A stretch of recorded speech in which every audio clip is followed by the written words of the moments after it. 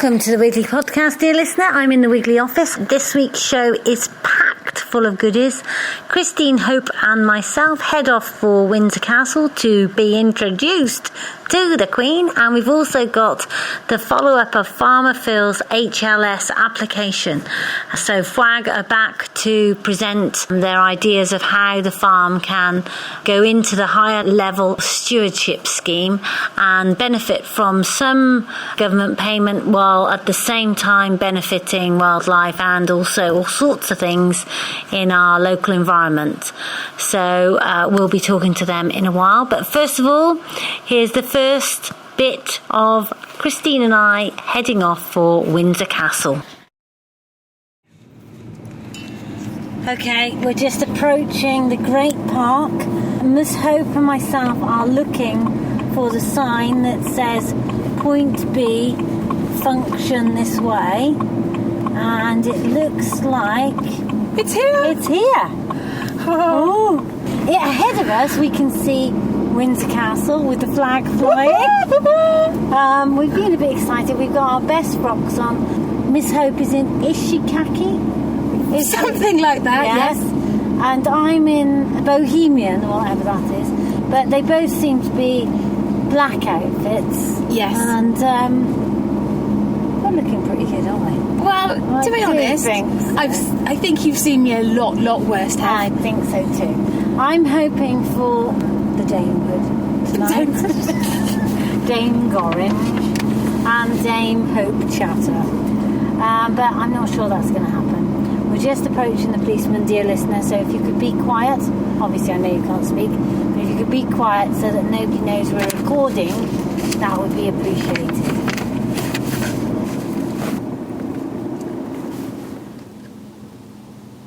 I'll tell you what, there's a fair few four-wheel drives and everyone else has actually cleaned their vehicle, except us. But it's nice to share a bit of Herefordshire soil with these townies, isn't it?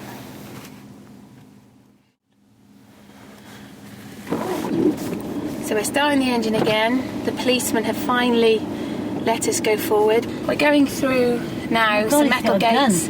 The gentleman with the armed gun is his face balaclava covering his face so we can't see him. This is proper high security, and as you can tell by my voice, it's like, oh my goody gosh. Hang on, just like everywhere else, we're just about to go through a pothole though. It's like they were building a farm. We're just about to be parked. Here we go, the gentleman's going to indicate to us now. Oh my goodness, look at him! He's got a flashing fluorescent tan V vest. Oh, it's a bit Christmassy, I can tell you. It looks like it's courtesy of the AA as well. There we are. And on time, Miss Hope. Looks like there's a long walk in our high heels. So, Christine, we're now on the bus and we're just making our way up to, well, we're actually going nowhere, but you can tell there's a lot of country folk in the area because, first of all, there's a lot of tweed, and we've met Andy from Farmstay. And what was your name? Johnny Webb. So, what I want to know about is Farmstay. Right, we have 1,200 bed and breakfasts and cottages across working farms all over the UK, and we're a farmers cooperative, and we help farmers survive and diversify into the accommodation sector. So, are you a travel agent? No, I don't sell anything. All the bookings are done direct with the farmers, and I have the luxury of marketing them, doing PR and representing them at posh events like today or in Italy on Saturday where I was. I'm a bit jealous by that. Yeah. I can Italy too. I want to queue behind my wife. I haven't been to either. I want to know about how you got on all those Muller yoghurt pots with Farmstay. We got on Muller by putting ourselves out into the sort of marketing world so that they know who we are, and that when they phone us up to participate in promotions, we have the wherewithal and the now to get involved with these people. And I'm touch wood, I may be involved with a very well-known cordial brand for next summer, should that come off, for another on-pack promotion. We were on 50,000 packs of lamb, British lamb, with Eblex and Sainsbury's in the summer, so we kind of look out for these kind of opportunities. And yet you're sort of a commercial organisation. We're not-for-profits. Right, okay, yeah. We're a farmers' cooperative. Every member owns a £1 share, and all the money gets ploughed back into promoting farm holidays. Interesting. Now I'm going to come to you, Johnny. So tell us about your project. Where is it and what have you done? It's in Crossways, it's just outside Dorset. Dorchester, in Dorset. Basically consists of a skate park and multi-use games area, as well as youth shelters and basketball courts and all that.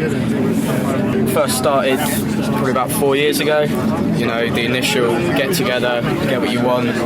Then we've had huge problems getting planning permission due to all the people, if you like, we've had to go through. What was your driver with this? Are you a skateboarder or? Well, I was a BMXer at the time, and then I met a woman, Chris Hallett from Dorset Community Action, and she was the main drive behind it, if you like. And so you've taken this project from having nothing there to actually achieving it's all there now, yeah. And are you using the facilities? I'm not now, because I've grown out of it, to be honest. Yeah. But no, every time I've driven past or anything, there's loads of kids up there, so it's all worthwhile. And why have you been invited to see the Queen tonight? I presume because of that, but as you said, I don't really know, just got a letter through the post, as it was. Excited? I have to say my mum was more than I, but... Oh, you're just so cool, aren't you? I'm just completely excited.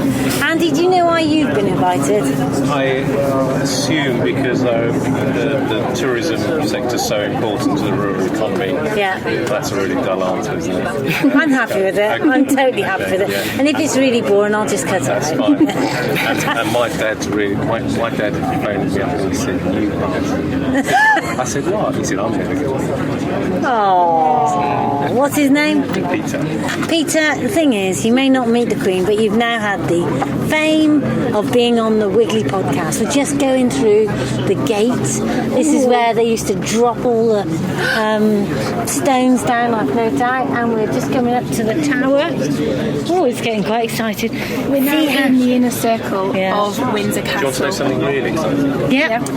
In middle of summer last year, I had another invitation, and I was asked to go to Clarence House for dinner, and it turned out it was the creation of the Prince's Countryside Fund, and there were 16 of us for dinner, and I didn't say a word all night because I was far too embarrassed, and most of the people there probably earned more than Farmstay turns over as the editor-in-chief of the Telegraph. And you? And me. We're just being out to be unloaded, and it is a beautiful archway stone with a wooden entrance and with carpet and colours. There's guns to the left and the right being displayed, not in use, just an entrance, so we need to go through. And you, dear listener, are going to be hearing the first ever podcast from inside Windsor Castle, because my dear colleague Ms. Hope has got us permission to podcast from within the inner sanctum. So, Miss Hope, we just had our photo taken inside Windsor Castle. Yes. And we're just watching people arrive, coming up the stairs. So far, I've seen Jane King, editor of Farmers Weekly. I've seen Ben Fogel. We have indeed. I can just spot Teresa Wickham. Oh my goodness me. Yes, and they're all in their finery. We've also seen Campbell Tweed and Penelope Bossum. Yeah. No one knows why they're here. Could you take a moment and describe our surroundings? Okay, I think first of all you're going to have to all realise that I'm slightly shaking. We've come through the front entrance. It's carpeted stone staircases. The detail and the archways and the decoration are just superb.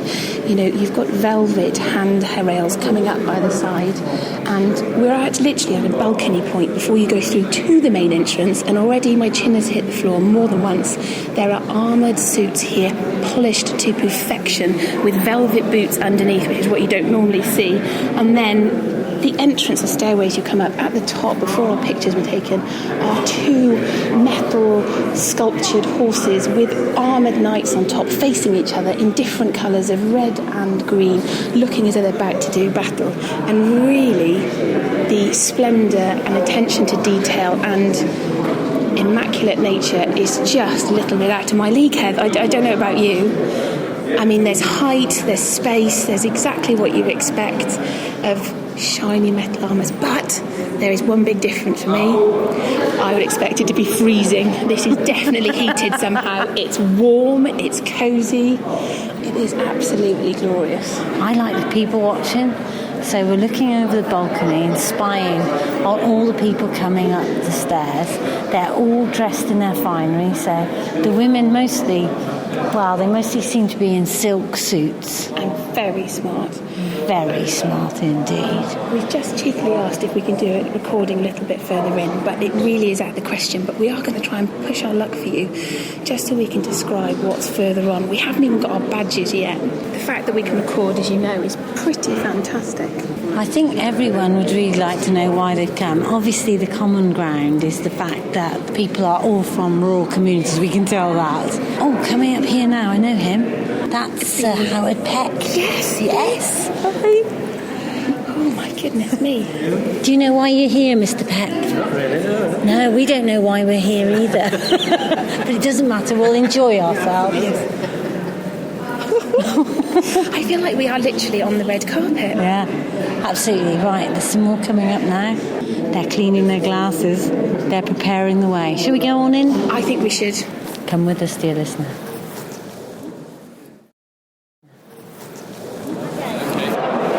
I'm here today, dear Wiggly listener, with Penelope Blossom, and I'm with Stuart Burgess, who's a rural advocate, and I'm also with Christine Hope. And the three women are absolutely adamant that the rural advocate has done so much for us. We know this because we've been invited to speak and influence at many events. And I remember sitting by Mr. Stuart Burgess at my first ever Farmers Weekly Awards, and I said to him, "Who are you?"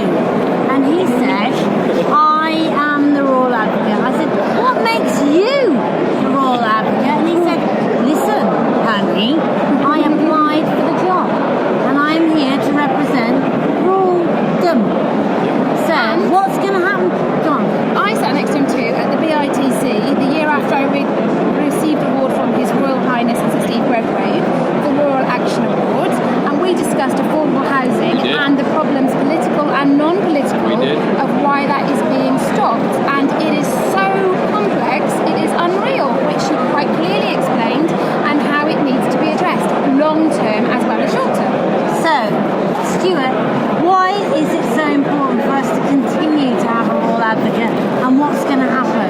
Well, I think it's important because the role of the rural advocate is an independent role. And independence is the key for all political parties. What is important is what rural communities are really about, and drilling right down to rural communities. And having the connections of being able to wander all over rural England and joining up all those issues and homing it in on government. So that's very important. Now, the coalition government have decided to do away with the role of the rural advocate. So the question is, how can they use my expertise? Yeah, you've done all your wonderful reports. Yeah, You're indeed. linking all the things for the social, environmental and economic. And rural areas, I think. And that is very, very important, to link up all these different issues together. And it would be very sad if this expertise is lost. Fantastic, thank you very much.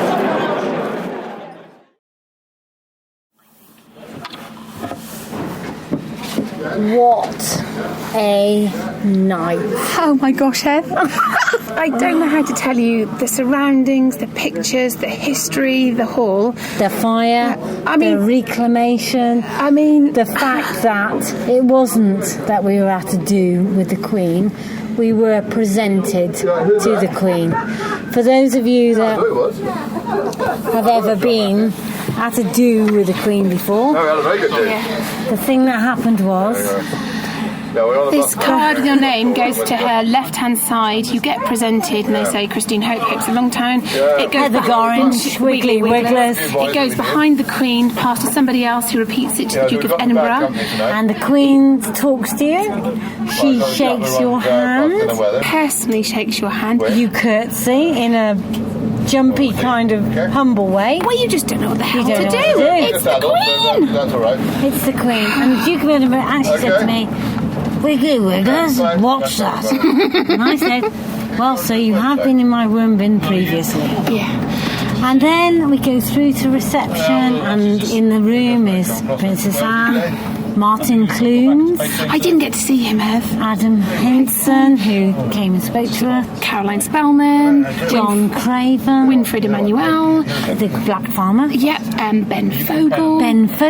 Clarissa Dixon Wright. Then we had Sue Prince, board member for Advantage West Midlands. Rachel Detain. Then we had, who else? Stuart Burgess, the Rural Advocate. How dare they not keep the Commission for Rural Communities? What's that but about? that's another story. And then, who else did we see? I met the president of the Ulster Young Farmers, who I'd met at Oxford Farming Conference, who I'd met at Estonia on the Rural Youth Rally, and he was personally presented to the Queen with Ben Fogle and Martin Clunes, and they had just said that it was an honour to be in his lineup, he was in theirs, it was all just... lovely, nice, representative of rural people. There was no egos. No egos. Turns out that the reason that we were there was because the Duke of Edinburgh decided at one point or another that it would be a good idea for people that were rural movers and shakers got together and had a chat. And so that's what happened. And if anyone ever says anything about the Duke of Edinburgh in front of me again, I'm going to just say, hang on just 1 minute. Guy's a genius. Absolutely. And also, lastly, where did he get that suntan? That was a good suntan. I'm sure that we've gone on too much, but just to say, I hope you feel, dear listener, that you've been with us on this trip. And I hope you know that if we have gone on too much, it's just because it's really quite humbling to be part of something special. But I'd just like you to know, dear listener, that if you're bored by this podcast, sorry, but it is a huge honour for two women from rural Herefordshire that own very small businesses without wishing to be any way putting us down.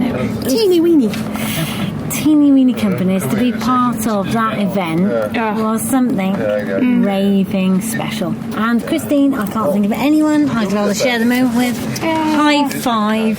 Oh, Hev, I'm getting a bit emotional now. I know, we'll end it here because we'll just cut off. Michael cut this out anyway. Bye from us. Bye. Well, it's all back down to earth. I've been and fed the chickens now, and I'm just going to go into the kitchen and find Will and Caroline and Farmer Phil all discussing entry to the HLS scheme to see if we can compete with other farmers to get in the higher level scheme. So, dear Wiggly listener, we are at the Wiggly kitchen table, and I'm joined by Will from FWAG and Caroline from FWAG and Farmer Phil, of course. And you may recall the edition where we recorded the FWAG AGM with all the trustees and Chloe, etc. And now we're on the ground finding out what advice these folks have after all these years of Farmer Phil hanging out against ELS, HLS, all the stuff. The moment has come. Caroline, what are your thoughts on this HLS campaign? Well, I think Lower Blakemere Farm's going to make a really good high-level stewardship scheme. There's loads of potential. We've just been talking about some of the historical sites on the farm, part of a field where the Romans used to have wild parties and eating cows and drinking from large vessels and things like that. All sorts of bones have been found there. And do you think they dropped dead at the party? I don't know. We don't know what they drank, do we? So that's a very exciting site. And then on the drinking theme, there's the remains of an old cider house on the top, halfway up Stockley Hill, isn't it, Phil? Halfway up Stockley Hill. And that's another place which we've Will's included in the survey. What other archaeological sites have you found when you've been going around? Nothing quite as interesting as those two. There's been some very difficult to see crop markings and a few quarries. You can still see outlines of those. Yeah, and then there's the lime kiln, of course, on the farm, isn't there, which is on the edge of the woodland above the farm. Can you just explain why HLS will make any difference to these features? Because we know those features were there, and they are there, and that's that. So why does HLS make any difference to that? I suppose partly, as you say, they're there and they've been recorded and the records have come up with them. Phil's got a couple of extra places that haven't been recorded which have come forward as well. And then the scheme encourages, for example, particularly like the Roman site, if there was ever any ploughing in there, it could actually disrupt the remains. So the scheme, it's important in the higher level scheme, there are payments for managing that area of the farm in such a way that ploughing would be minimised to preserve the features. So it won't look any different on the surface, but there's some financial reward for keeping that feature for posterity. So it may be, the interpretation of it and the understanding of exactly whether they really were Romans or was it from an even earlier time than that. How long has it been a ceremonial site for? As that research goes on over the years, then if it's guaranteed to stay as grassland, then that seemed to be a great benefit for the archaeologists and for understanding of the history. And you found wildlife and habitats that we should include in our HLS application? Oh yes, I've just been discussing sort of with Caroline what options would need to best preserve those, but there's been certainly some interesting areas. You've got a sort of field that at first glance is just a big field of birch, but when you get down there is quite a few species, and we're going to consider the invertebrates. And Phil assures me that he's seen some short-eared owls. Our short-eared owls were there, definitely. And you found an owl pellet, didn't you? I did. That was near there. At the bottom of one of the trees. Got a bit excited, but it's a tawny owl, which is one of the more commoner owls. But taking an owl pellet back to the office is always a delight. Yes, we've got them in boxes piled up on the shelf. Yummy, yummy. And will these changes improve our habitat for wildlife, do you think? You've already got a big range of crops on the farm and growing things like sunflowers and stuff like that for many years, as you have done for your seed mixes. That's always been good for birds, hasn't it? So you've got a lot of those sort of habitats around. But by going into the scheme, you're probably going to have a commitment then to having certain areas of other habitat that will be good for birds and for insects. Like we've been talking about having pollen and nectar mixtures, which sort of have clover and trefoil and sainfoin and things in them. So that would be some of the plants that you would have in your wildflower garden. Yeah. But they'll be grown on a bigger scale and managed so that they flower over a longer period. So Phil's going to have to go out and cut some of them. I think really the idea is to integrate what we've done already and what we're blessed with already, and to put a plan in place for, in this case, 10 years as to what we intend to do and to manage what we've got with the help of Caroline and Will advising us so that we don't muck up something either intentionally or inadvertently. And it basically provides a structure for the public money that we receive for doing that to provably achieve something. Yes, I will get paid more money for it, but yes, I am obliged to do certain things, and what we're doing at the moment is thrashing around the myriad of options. As you can see, we've got a couple of lightweight tomes to read through. Yeah, dear listener, you won't be able to see that, but he's got big books saying things like high level stewardship on them, and the kitchen table is covered with maps and Will's drawings and things, and red lines and marker pens where Farmer Phil is outlining what he's going to do about his river meadows. Well, actually, what are you going to do about your river meadows? Will's job description is partly that he has to be very good at colouring, which we're very pleased about.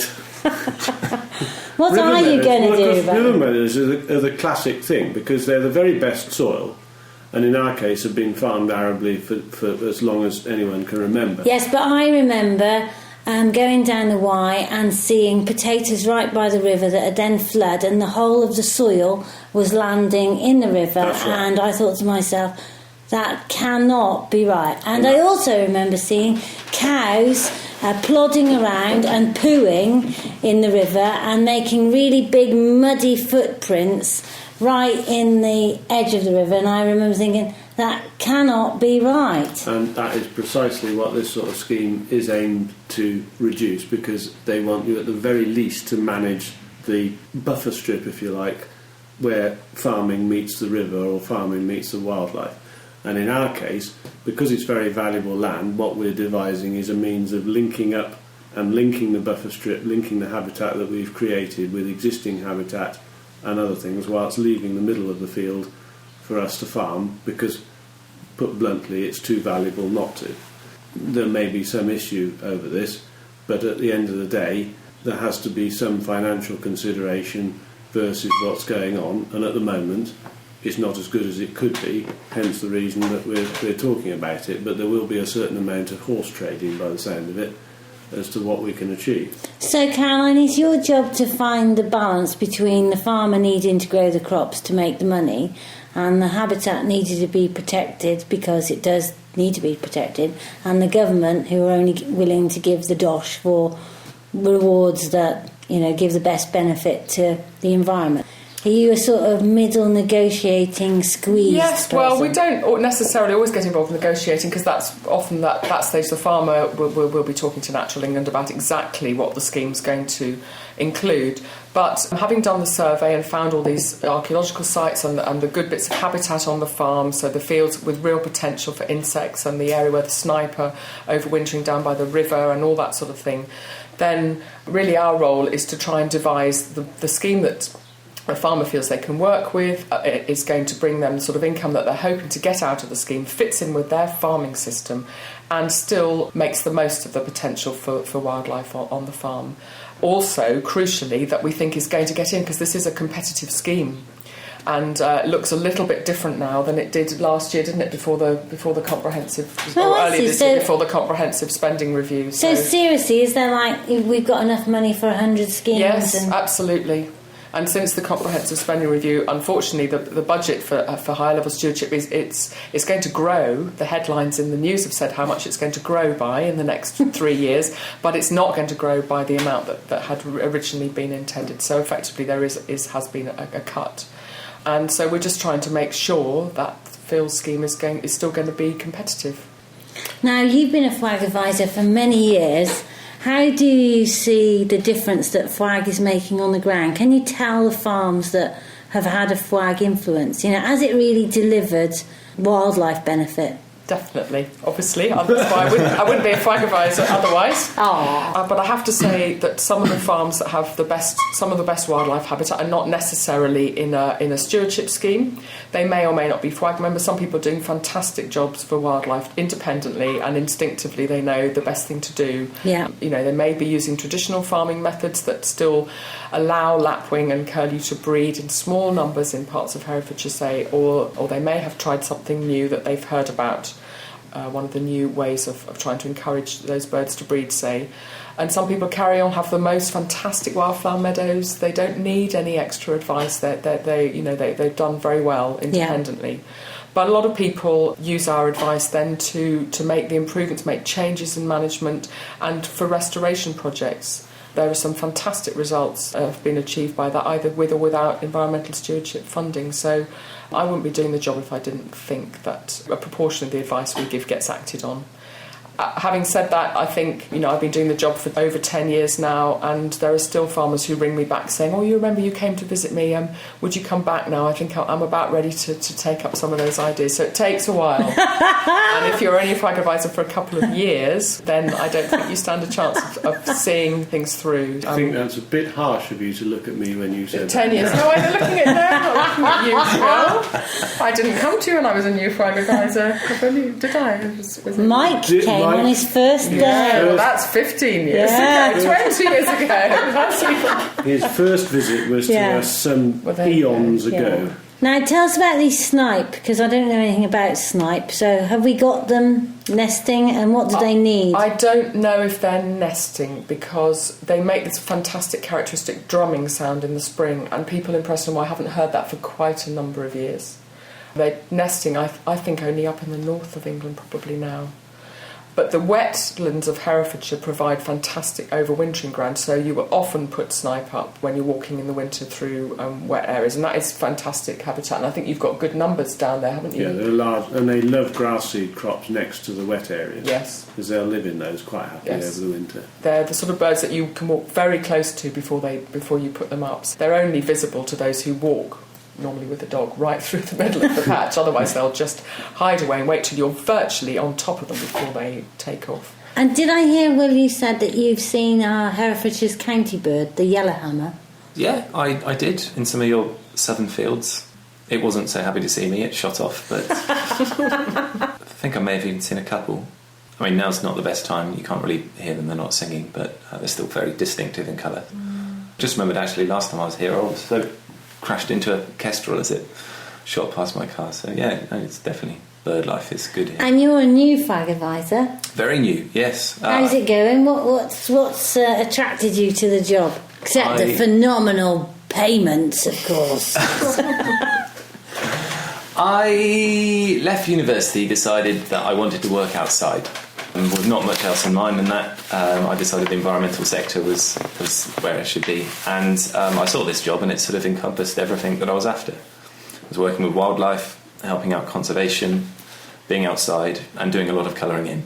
And how have you got on with the farmers? Because, of course, part of this is having to deal with the farmers that are going to try and put this into operation. So how have you got on with them? It's good. It's a new perspective, which obviously didn't have before. I didn't have the sort of blessing of a farming background, so rapidly trying to get as much information and trying to get their sort of take on it. Dealing with these schemes has been really good because obviously from my angle I was just thinking about wildlife, but you've got to incorporate the farming practices. It's a constant compromise and a battleground to begin with until you get a ceasefire and you get a good scheme up. Yeah. Well, thank you both very much for coming. I hope you get Farmer Phil's scheme in that pot that are successful, and if not, we'll re-interview you at the end of the year. No pressure. Thank you very much. Now then, if you want to listen to next week's show, you must go to iTunes or Wiggly Wigglers podcasts and download them. And if you'd like to join up to our e-news, I suggest you do it now because we've got lots and lots of Christmas subscriber offers. And you can get them all by joining our e-news at wigglyWigglers.co.uk and check out our new homepage. It's rocking and it's rolling. It's bye from me, from Wiggly Wigglers, and bye from everyone else in the office. Goodbye. Bye-bye.